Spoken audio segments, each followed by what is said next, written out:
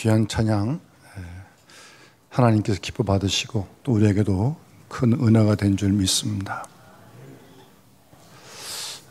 그 가사의 내용이 정말 우리의 신앙 고백이지 않습니까? 여러분, 하나님의 섭리를 다 아십니까? 하나님의 계획을 다 아십니까? 결코 다 알 수가 없습니다. 내일 무슨 일이 날지 아십니까? 내일 돼봐야 합니다. 엊그제인가요? 하마스가 이스라엘을 공격할지 미사일을 몇 발을 쐈다고요? 전쟁 상황이에요, 사실은. 또 어디 지진도 나고 그러지 않았습니까? 그럴지 누가 알았습니까? 모릅니다.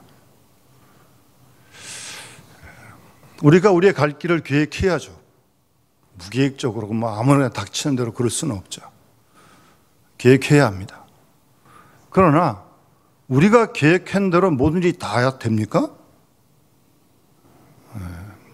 그렇지 않지 않습니까? 되는 것도 있지만 우리가 계획한다 할지라도 걸음을 인도하시는 분은 하나님이신 줄 믿습니다. 우리는 그 하나님을 믿습니다. 내일도 모르고 그 하나님의 섭리도 모르고 그 하나님의 계획도 모르지만 그분이 우리를 사랑하시고 그분이 우리를 인도하신다는 것을 믿습니다. 그래서 가사처럼 하나님께 맡깁니다. 무책임해 보겠지만 그게 믿음입니다. 그러니까 못 맡기니까 불안합니다. 못 맡기니까 불평이 나오고 못 맡기니까 걱정도 되고 맡기지 못한 겁니다. 믿지 못한 겁니다. 우리가 하나님을 굳게 믿고 나는 나에게 하는 길을 모르지만 하나님이 인도하실 굳게 믿고 맡기면서 하루하루 주님의 평강 가운데 살아가시는 우리 모든 영남의 가족들이 다 되어줄 수 있기를 바랍니다. 지난주 우리 추석 명절 보내고 주일을 맞았고요. 주일 지나고 며칠 더 쉬었어요. 그래서 그런지 얼굴이 좀 많이 편해진 것 같으신데 저희 집에는 시간이 좀 모자란다 그러더라고요. 좀 며칠 더 쉬었으면 좋겠다 그러더라고요. 아예 그냥 이번 주까지 확 쉬라고 그냥 그럼 쫓겨난대 회사에서. 그러면 그래서 출근했어요. 수, 목, 금 이제 또 3일 근무하니까 또 주일을 맞게 되었어요. 저 가끔씩 좀 이렇게 연휴가 있는 것도 여러 가지 의미에서 좋다고 생각도 들기도 합니다. 물론 어려운 분도 계시겠지만 혹시 명절 증후군 아는 분 계세요? 우리 저 집사님들 혹시? 명절 증후군 이것도 무섭습니다. 여자만 아는 게 아니에요. 남자도 앓습니다. 놀라셨어요? 남자도 명절 증후군이 있죠. 만드는 것만이 명절 증후입니까? 아니에요. 다 이 복잡 미묘한 이 아주 어려운 아주 그런 갈등도 있을 수 있고 어쨌든 명절을 잘 보내셨는지 궁금한데요. 제가 명절을 보내고 이번 주 지내면서 지난 주 지내면서 여러분 이렇게 일하고 쉬고 일하고 우리의 삶이 그렇게 반복되는 거 아닙니까? 하루도 낮에 일하고 밤에 쉬고 가끔 밤에 일하는 분도 있긴 있습니다만 형편상 일반적으로 어쨌든 낮에 일하고 밤에 쉬고 엿새 동안 힘써 일하고 거룩한 주일을 이렇게 안식하고 우리의 일생 동안 주께서 맡긴 일을 힘써 다 하다가 주님 부르시면 영원한 하나님 나라에서 안식하게 될 줄 믿습니다. 그게 우리의 인생 길 아닙니까? 일하고 쉬고 쉬고 일하고 하루가 그렇고 일주일이 그렇고 우리 인생 자체가 그런 거 아니겠습니까? 주님 부르신 그날까지 맡기신 소명 최선을 다해야 됩니다. 하나님 나라 가시면 일 안 합니다. 할 필요도 없고 그때 가서 뭐 할 걸 그러지 마시고 후회 없도록 지금 최선을 다해야 되고, 이제 하나님 나라 가면 이 땅의 삶과는 차원이 다른 삶이 준비되는 줄 믿습니다. 그게 우리의 인생입니다. 여러분, 오늘 그 본문 말씀이 십계명 중에 네 번째 계명 아닙니까? 어떤 사람은 뭐 요즘 시대, 신약 시대에 무슨 뭐 십계명이 여러분 그렇지 않습니다. 십계명 아주 중요한 말씀입니다. 우리가 신약에서 마태복음 5장, 6장, 7장 산상수훈을 예수님의 그 모든 말씀을 요약한 핵심으로 만약에 볼 수 있다면 구약 성경 창세부터 말라기까지 그 전체 내용을 압축할 수 있는 내용이 십계명이에요, 여러분. 옛날 계명이라고요? 그래서 필요 없다고요? 그러면 창세기를 왜 읽고 출애굽기를 지금 왜 읽습니까? 이 3,000년, 4,000년 된 이 고문서를 뭐하러 읽습니까, 지금? 이 성경을 읽으면서 이 성경에 나타난 하나님이 어떤 분인지를 우리가 공부하고 알려는 거 아니에요? 이스라엘 역사를 공부하는 게 아닙니다. 이스라엘 역사 가운데 하나님이 어떻게 역사하시는지를 알기 위해서 우리가 성경을 읽는 거예요. 그러니 이 십계명 중요한 말씀이고, 십계명의 특히 네 번째 계명 정말 중요한 말씀입니다, 여러분. 제가 다시 한번 천천히 읽겠습니다. 왜 하나님이 십계명을 주셨고 또 왜 이렇게 네 번째 계명을 주셨는지 하나님의 마음을 한번 헤아려 보시면서 들어보시기 바랍니다. 안식일을 기억하여 거룩하게 지키라. 엿새 동안에 힘써 내 모든 일을 행할 것이나 일곱째 날은 내 하나님 여호와의 안식일인즉 너나 내 아들이나 딸이나 남종이나 여종이나 가축이나 내 문 안에 유하는 객이라도 아무 일도 하지 말라. 이는 엿새 동안 나 여호와가 하늘과 땅과 바다와 그 가운데 모든 걸 만들고 일곱째 날에 쉬었습니다. 그러므로 나 여호와가 안식일을 복되게 하여 그날을 거룩하게 하였느니라.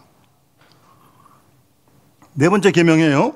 근데 이 말씀은 사실은 창세기 2장, 여러분 천지창조에 관한 말씀이 나오잖아요. 하나님께서 엿새 동안 모든 걸 다 지으신 다음에 창세기 2장에 보면 하나님이 그가 하시던 일을 일곱째 날에 마치시니 그가 하시던 모든 일을 그치고 일곱째 날에 하나님이 안식하시니라. 하나님이 일곱째 날을 복되게 하사 거룩하게 하셨으니 이는 하나님이 그 창조하시며 만드신 모든 일을 마치고 그날에 안식하셨음이니라. 그러니까 이 창세기의 말씀을 인용하면서 네 번째 계명을 주신 거죠. 여러분, 하나님이 엿새 동안 모든 걸 창조하시고 일곱째 날에 안식하셨다. 아무렇지도 않습니까? 여러분, 하나님은요, 사실 생각해 보세요. 우리처럼 안식하실 필요가 없습니다. 하나님이 영이신데요, 하나님은 절대 안 피곤하십니다. 졸지도 주무시도 않으셔도 안 피곤하십니다. 우리는 잠 못 자면 힘듭니다. 여러 해 날 잠 못 자면 잘못될 수도 있고요. 근데 하나님은 그런 분이 아니세요. 그런데 왜 하나님이 왜 일곱째 날 안식하시는 거예요? 안식도 되시는데.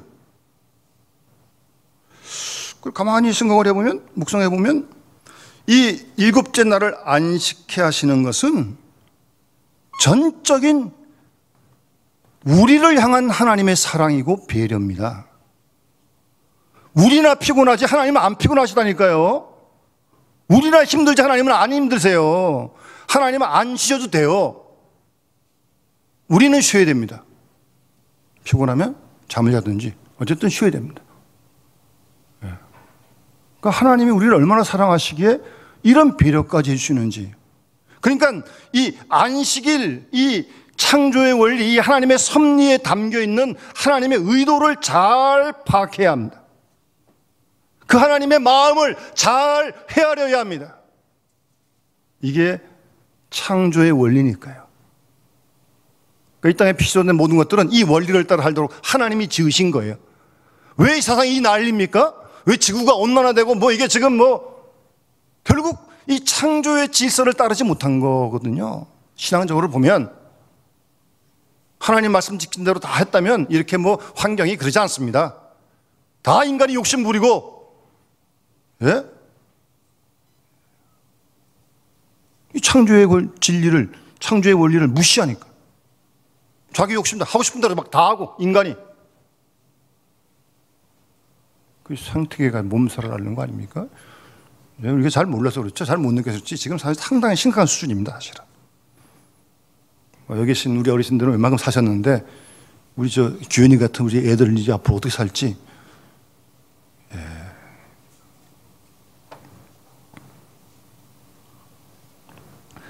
하나님께서 엿새 동안은 너희가 힘써 일하라는 거예요. 게으르면 안 돼요. 농땡이 치면 안 돼요. 힘써 일해야 돼요. 주어진 일이 무엇이든지, 하나님께서 맡긴 일, 공부든지 사업이든지 뭐 교회이든지 가정이든지 모든 일을 다 힘써 해야 돼. 힘써. 최선을 다해야 돼. 힘써라. 그리고 7째 날은 안식하라는 겁니다. 복음을 전파하라는 것도 명령이고 안식하라는 것도 명령입니다. 명령.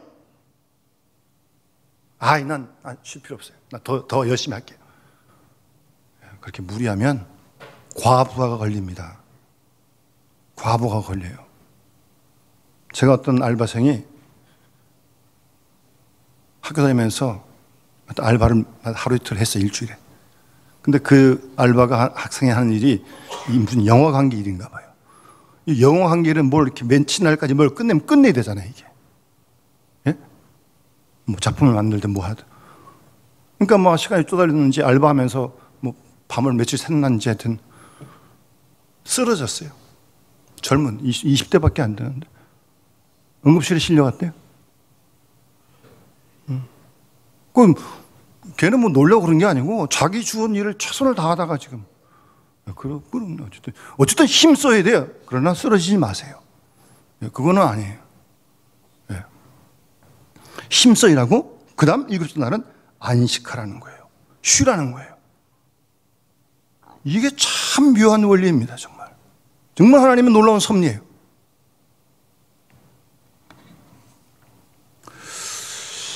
이게 하나님의 창조의 원리예요. 그런데 어떤 사람은 정말 일만 해요. 일만.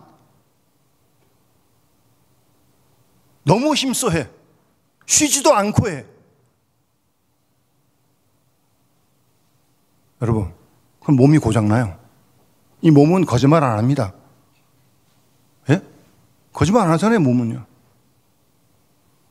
일 중독, 일의 노예, 더 심해지면 탈진 현상도 생깁니다. 목회자에게도 목회를 너무 열심히 해가지고 목회자가 탈진 현상을 앓는 분들이 참 많습니다. 탈진한 정도까지 가면 안 됩니다. 이렇게 이제 심해지면 우울증도 오고요. 이게 밸런스가 다 깨지면서. 하여튼 거기까지 가면 안 돼요. 그러나 힘써 해야 돼. 그런가 하면 어떤 사람은 일을 안 하고 쉬기만 해. 허구한 날 쉬기만 해. 맨날 쉬어, 맨날. 그것도 고역입니다. 파고다 공원도 하루 이틀 가는 것이, 뭐 등산도 하루 이틀 가는 것이, 뭐 허구한 날 파고다만 가고 허구한 날 등산만 간다 해보십시오. 무슨 뭐 등산을 하려고 태어났습니까? 그것도 고역이라니까요. 근데 게으르요, 보통. 일 안 해. 어떻게 밥 먹고 사는지 잘 모르겠는데 어쨌든 일 안 해. 그럼 아주 게으른 거예요, 여러분. 근데 그러다 보면요, 그것도 병 생깁니다. 열심히 해도 병이 생기지만 놀아도 또 병이 생겨요. 막 자기 허무감이 몰려오고요. 그리고 불안해지기 시작하고 자기 회의도 들고 무력감에 빠지고요. 짙은 공허감에 빠지게 됩니다. 제대로 된 사람이라면. 그러니까 일 안 하고 놀기만 하면 쉬기만 하면 일이 생긴다니까요.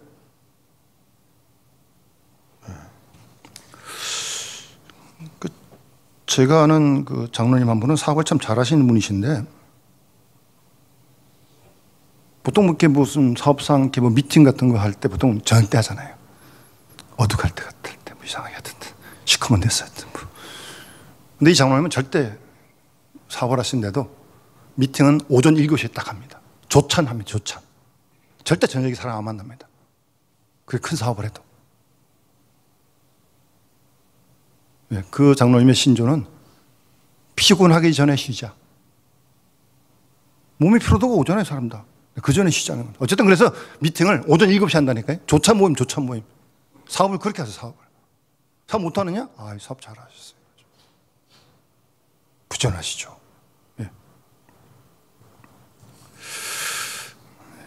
그래서 이 일하는 거, 또 쉬는 거, 노동하고 안식하는 거, 이 둘의 균형을 잘 이루어야 돼요. 지나치기만 해도 일중독되고 탈진되고 어쨌든 심지어 제가 그 안양에 있을 때 진짜 또 젊은 분인데, 여러분 운전하시는 분인데 운전은 30분 더 하면 금방 수입되잖아요. 손님 타면.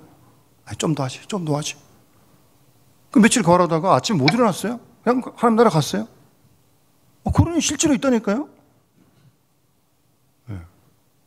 놀아서 그런 게 아니고 정말 열심히 했다니까요. 그러나 그게 오히려 그런 결과를 맞게 되고. 그래서 어쨌든 일하는 거하고 쉬는 거, 안식하고 노동하는 거, 이 균형을 잘 이루어야 되거든요. 예? 그럼 어떻게 하면 될까? 열심히 일을 하는 건 기본이고요. 힘써 해야 돼, 힘써. 빈둥빈둥하면 안 돼요. 눈치 봐도 안 되고. 힘써라는 거예요, 성경 말씀대로. 그런데 7째 날은 쉬라는 거예요. 안식하라는 거예요. 여섯 동안 힘써 일하고 주일날 이렇게. 여러분이 지금 우리 안식하는 시간이에요, 지금 이 시간. 예배하는 시간. 저도 신학교 다닐 때 주중에 레포트 쓰고 같은 피곤하죠. 토요일 날 쉬는데 어떻게 하면 잘 쉴까? 잠도 자보고 먹어보기도 하고 먹도 가보기도 하고. 근데 어쨌든 이것저것 다 해보는데 이 쉰다는 게 참 쉽지가 않아요. 그러니까 그 사람이 어떤 사람인가는요, 그 사람이 하는 일을 보면 어떤 사람인지 어느 정도 알 수 있고요. 그 사람이 어떤 사람이면 또 어떻게 쉬는가를 보면 그 사람이 어떤 사람인 줄 압니다. 쉬는 방법도 다양하거든요. 희한하게 쉬는 사람도 있거든요.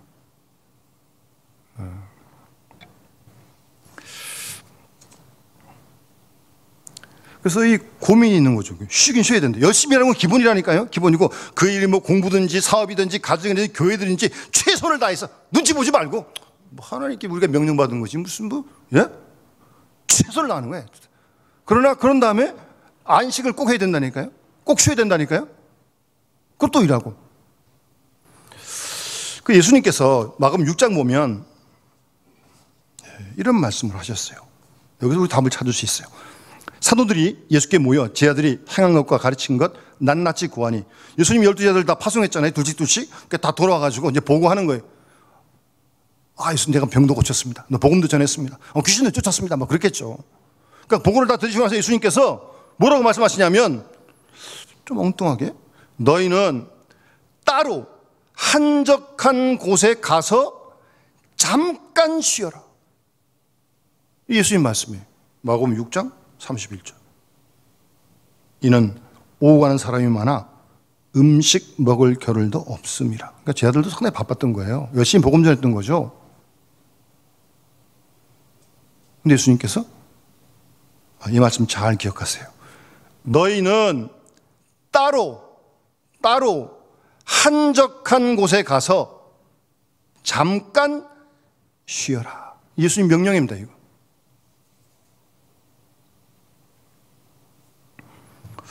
그래서 이 말씀 따라서 우선 따로 쉬어라. 따로 쉬라는 말은요, 하던 일을 멈추라는 말씀입니다. 일하면서 쉰다? 일하면서 생각한다? 일 제대로 하겠습니까? 일하는 데만 생각 집중해도 지금 될까 말까 한데 일하면서 무슨 생각을 해요? 다른 생각 못 합니다. 일하면서 생각 못 합니다. 그 일에 집중해야죠. 그러니까 따로란 말은 하던 일을 딱 멈추라는 거예요. 그곳을 떠나라는 거예요. 일자리에서. 그 말씀입니다. 예?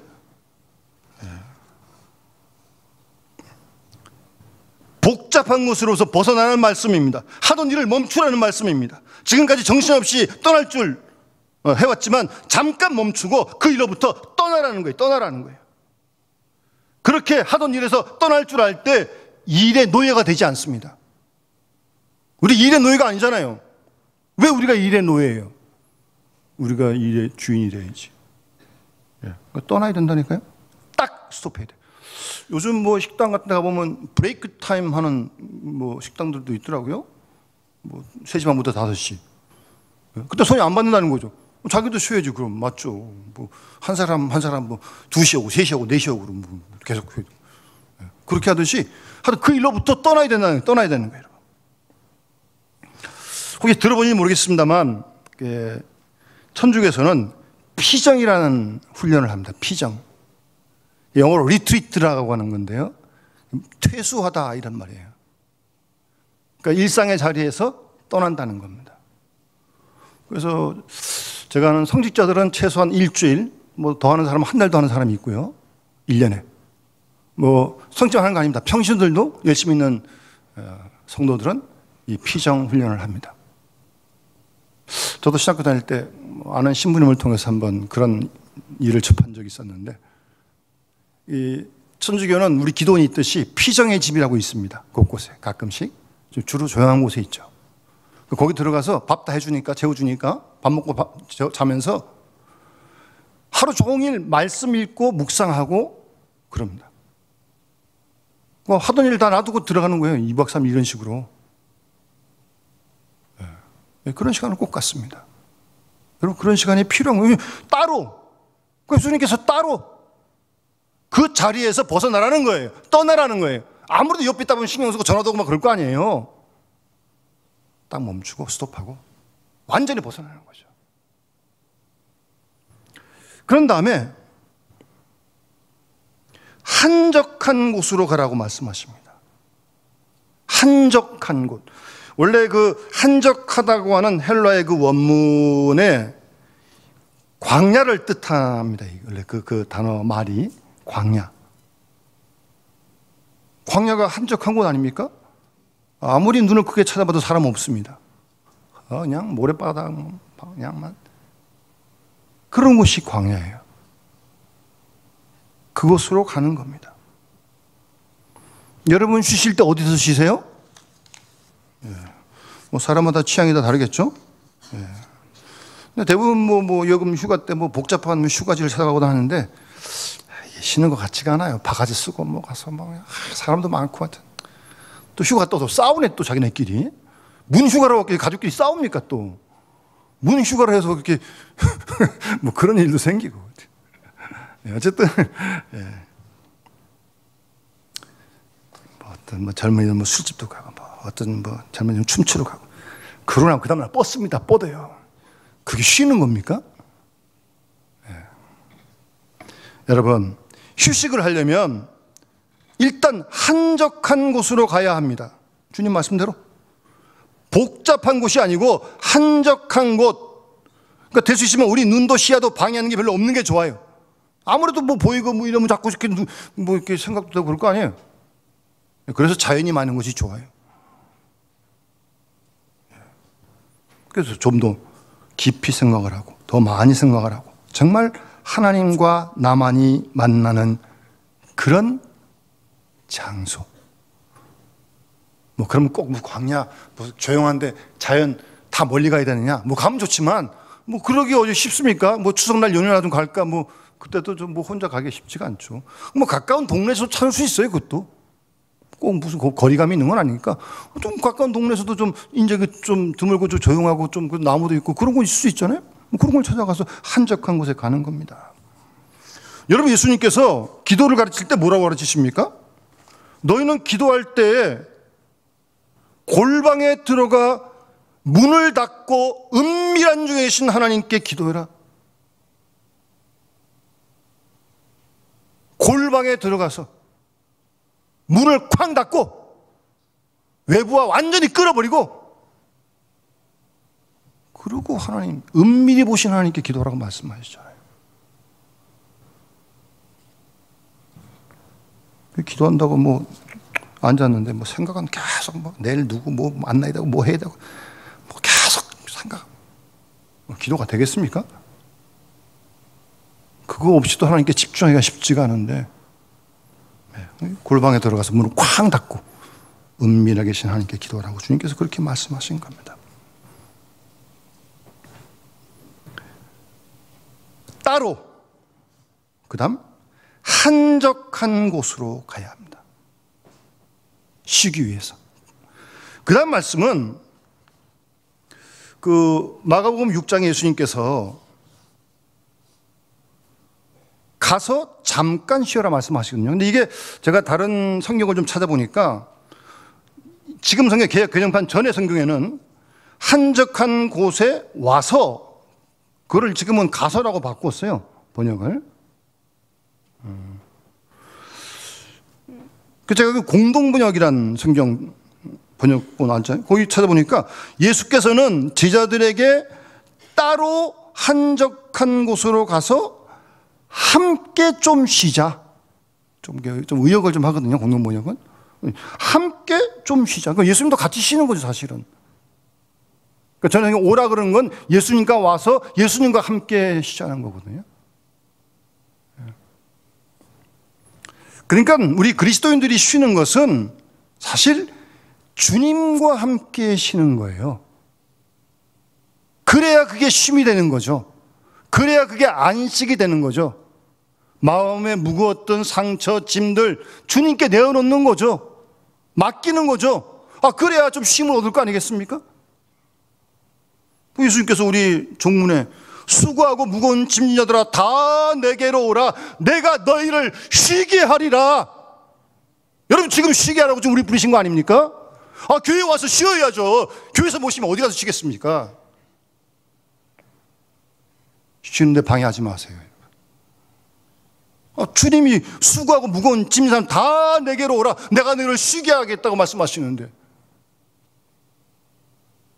여러분, 이 쉼을 누려야 돼요. 주일날 교회 와서. 그러니까 주님께 가야 돼. 이 안식을 누리려면.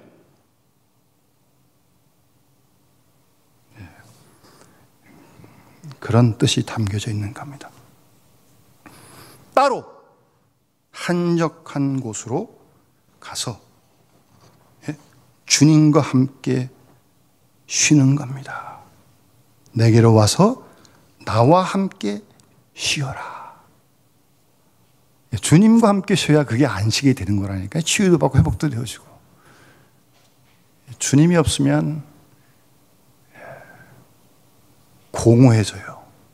배도 부른데 주머니 든 것도 있는데 공허해져요. 우리 인간은 하나님의 형상으로 지음받아서요, 주님으로 채워지지 않으면 안 되는 어떤 부분이 있어요. 그거는 이 땅 어떤 무엇으로도 절대 안 채워집니다. 주님으로만 채워지는 부분이 있어요. 그게 하나님의 형상을 닮아 지음받은 우리인 것이죠. 그래서 주님한테 가서 쉬는 거예요. 주님한테 가서 뭔 얘기를 못 하겠습니까? 예? 여러분 답답한 거 다 주님께 말씀하세요. 왜 그걸 짊어지고 이렇게 힘들어 하십니까? 다 오라고 말씀하시는데, 짐을 맡기라고 말씀하시는데 맡기지도 못하고 끙끙 머리를 앓면서 그냥 힘들어가지고 얼마나 주님이 답답하시겠어요. 오라는데 오지는 않고 혼자서 끙끙 앓고 있으니 치료도 안 되고. 주님께 와서 주님과 함께 쉬는 겁니다. 그런데 마지막으로 한적한 곳에 따로 가서 잠깐 쉬어라. 요 잠깐이 아주 묘한, 아주 오래 쉬어라가 아니에요. 오래 쉬면 안 됩니다. 그러니까 이 말씀 속에는 일하기 위해 쉬는 거예요. 잠깐 쉬고 또 일하자, 열심히 하자, 그런 뜻이 포함된 거죠. 저는 공부를 많이 못 해봐서 잘 모르는데, 공부하는 사람 얘기 드리면요, 이 공부하는 게 쉽지 않습니다, 여러분. 어렵잖아요, 여러분, 공부하는 게. 그러니까 책을 딱 읽어가요, 논문 쓰기 위해서. 여기서 요만큼 읽었어요. 그러면 이게 딱 뭔가 좀 정리가 됐잖아요.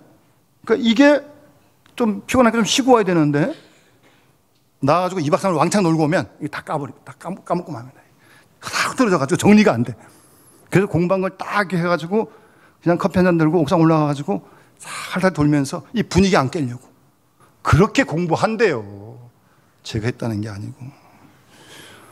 공부하는 것도 여러분 그게 집중해야 되는데, 공부 한참 집중하다가 나가서 2, 3일 팍 놀고 와가지고 그다음 이게 공부하려고 금방 마음이 잡히겠습니까? 그렇게 안 됩니다. 그래서 잠깐 쉬어야 된다니까요. 쉬는 것도.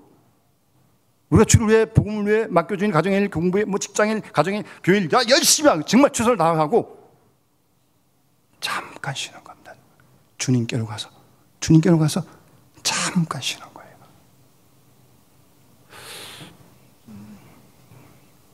제가 아는 분이 상당히 피곤한 분이신데 일도 많고 이분이 쪽잠을 잘 잡니다. 쪽잠.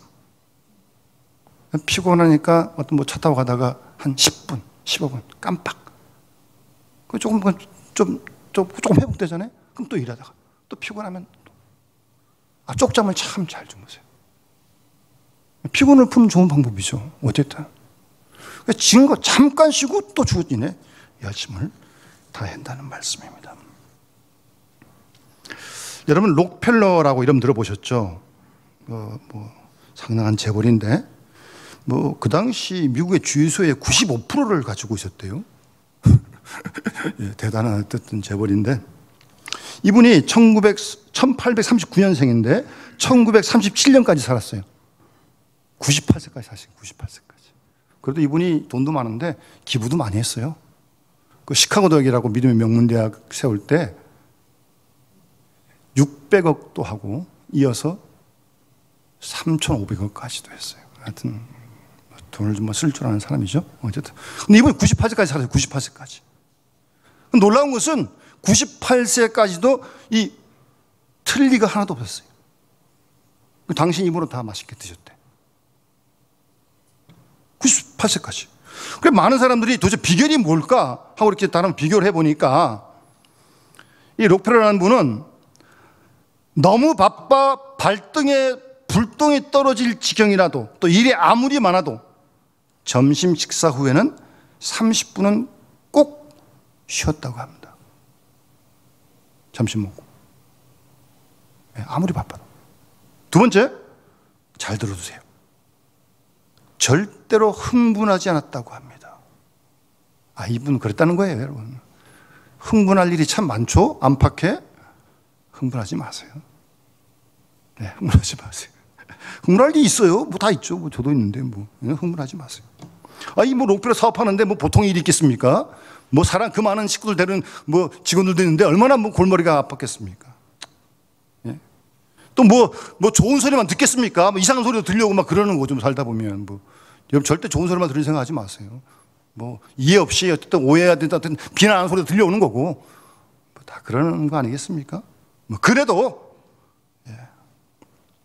이 록펠러라는 분은 절대로 흥분하지 않는 침착한 사람이었다고 합니다. 마지막으로 세 번째 중요한 거예요. 어머니가 록펠러에게 주의를 꼭 지키라고 말씀하셨답니다. 무슨 일이 있어도 주의를 지키라. 이 사업 이렇게 한 분이 얼마나 바쁘겠습니까? 아무리 바빠도 딱 스톱하고 주일날은 예배드리러 가는 겁니다. 어머니가 록펠러에게 이렇게 말씀하셨대요. 내가 아무리 바빠도 주일에는 반드시 교회 가서 하나님께 예배드리고 한 주일 동안 되어진 모든 일을 하나님께 보고해라. 그리하면 내 마음이 쉼을 얻을 것이다. 어머니가 가르치신 거예요. 어머니. 마음에 쉼이 있어야 뭘 또 할 거 아니겠어요? 마음에 쉼이 있어야. 몸도 힘든데 마음까지 힘들면 이게 죽을 맛이죠. 몸이 힘들어도 마음이 쉼이 있으면 견딜 수 있는 거 아니겠습니까? 그 어머니 말씀을 따라서 만사를 지쳐두고 주일날은 하나님께 예배하는 일을 잊지 않았다고 합니다. 여러분, 안식일을 지키는 이 놀라운 축복. 여러분, 이 주일날 예배드린다는 게, 가정에서 또 영상을 예배한다는 게 보통 축복이 아닙니다. 아까 그 창세기에 하나님께서 안식일을 그렇게 지킬 때 복되게 하시겠다 그런 말, 복되게, 일곱째 날을 복되게 하시겠다. 여기서 이 복은 무슨 만져지고 옷 입고 물질 그런 복 아닙니다, 이거. 예배드리면서 하나님 주시는 쉼을, 안식을 경험하는 그런 복을 말씀하시는 거죠. 세상에서 그런 갖고 먹고 그런 복을 얘기하는 게 아니에요. 잘 기억하십시오. 우리 그리스도인의 축복은, 인생의 목적은 절대 번영이나 성공이 아닙니다. 잘 기억해 두세요. 물론 번영하세요. 성공하세요. 그걸로 끝이에요? 그게 다예요? 아닙니다. 우리 인생의 목적은 그 다음 말씀, 거룩함에 있습니다. 하나님이 거룩한 분이신데 내가 그러니 너도 거룩하라고 말씀하셨는데 세상에 우리 아무리 잘 돼도 거룩하지 못하면 틀렸습니다. 거룩함이 우리 인생의 목적입니다. 돈을 벌어도 사업을 해도 번영을 해도 성공을 해도 거룩하게 써야지 그거를. 무슨 돈 버는 게 자체가 목적입니까? 아니에요. 거룩함이 우리 인생의 목적임을 늘 잊지 마시기 바랍니다. 그래서 내가 그렇게 늘 거룩하라고 말씀하시고, 예? 사도 바울도 데살로니가서 4장 13절 말씀 보시면 하나님의 뜻은 이것이니 너희의 거룩함이라 분명하게 말씀하십니다. 여러분, 우리를 향하는 1차적인 하나님의 뜻은 거룩함입니다. 그게 1번이에요. 1번. 여기서 실패하면 다 실패하는 겁니다. 여러분, 아무리 잘 나가도. 거룩하지 않은데 뭐 하나님께서 인정하지 않으시는데 뭐 잘 나가면 뭐합니까? 우리의 거룩함이 하나님의 뜻 1번입니다. 각각 거룩함과 존귀함으로 자기 안에 대할 줄을 알고 하나님 우리를 부르시면 부정하게 하심이 아니요 거룩하게 하심이라고 분명하게 말씀하셨습니다. 그래서 구약성경에 보면 이 안식일을 지킬 때 하나님이 약속하신 복이 엄청납니다. 이사야 58장 13절 14절 말씀 보시면 만일 안식일에 내 발을 금하여 성일에 오락을 행하지 않고 안식일을 일컬어 즐거운 날이라 여호와의 성일이라 존귀한 날이라 하여 이를 존귀하게 여기고 내 길로 자신의 길로 행하지 않고 내 오락을 구하지 않고 심지어 사사로운 말을 하지 아니하면 내가 여호와 안에서 즐거움을 얻을 것이니라. 여러분, 하나님 주신 즐거움 우리가 누려야 되는 거 아닙니까? 이렇게 하면 이런 거 다 안 지키니까 뭐 즐거움 뭐 하나님 주시는데 못 받는 거죠. 뭐 마음이 즐겁지 않으면 뭐예요 그거 다? 예? 이사야 56장 2절 말씀도 안식일을 지켜 더럽히지 아니하며 그의 손을 금하여 모든 악을 행하지 아니하여야 하나니. 그러니까 이스라엘 사람들은 제사 드리고 막 안식일 지키면서도 죄 다 짓고 남 피 흘리게 하고 아프게 하고 그러고 제사 드렸거든요. 그런 제사 하나 안 받으시겠다는 겁니다. 역겹다고 말씀하십니다. 이거죠. 손을 금하여 모든 악을 행하지 아니하여야 하나니 이와 같이 하는 사람, 이와 같이 굳게 잡은 사람은 복이 있느니라 라고 그렇게 말씀하시는 겁니다. 이 복을 말씀하시는 거예요. 여러분 뭐 바쁘신 거 좋아요. 열심히 하세요. 그러나 쉴 줄 알아야 합니다. 하나님 명령입니다. 따로 한적한 곳에 가서 주님과 함께 잠깐 쉬어야 합니다. 그래서 영성을 재충전하고 말씀과 영성을 재확인하고 인생의 목적이 어디 있는지 다시 한번 분명히 하고 내가 어떤 존재인지 확실히 깨닫고 그러고 뭘 해야죠. 예? 예. 우리에게 하나님께서 안식일을 주신 것은 우리를 행복하게 하심이고 우리를 소생케 하게 하심이고 우리가 하나님의 사람으로 더 온전히 서기 하기 위한 것입니다. 그 데살로니가서 끝에 보면 우리가 주님 앞에 설 때 할 수 있는 영도 혼도 몸도 흠없이 설 수 있도록 거룩하게 설 수 있도록 하나님이 우리를 만들어 가실 것입니다. 우리는 다 이상한 데 엉뚱한 데 관심 가 있어요. 그러나 하나님이 우리를 향한 관심은 변치 않습니다. 우리가 딴 길로 가려고 해도 두고 보세요. 우리 위한 길이니까 하나님께서 돌려서 돌아오게 하셔서 하나님 원하시는 길로 가게 하실 줄로 믿습니다. 우리 사랑하시니까요. 오늘 주신 말씀 기억하면서 우리 모두 이 말씀을 따라 힘써 일하고 정말 또 쉬고 그래서 하나님 기뻐하시는 모든 일꾼들 주기를 축원합니다. 찬송 419년 찬양 드리면서 봉헌하도록 하겠습니다.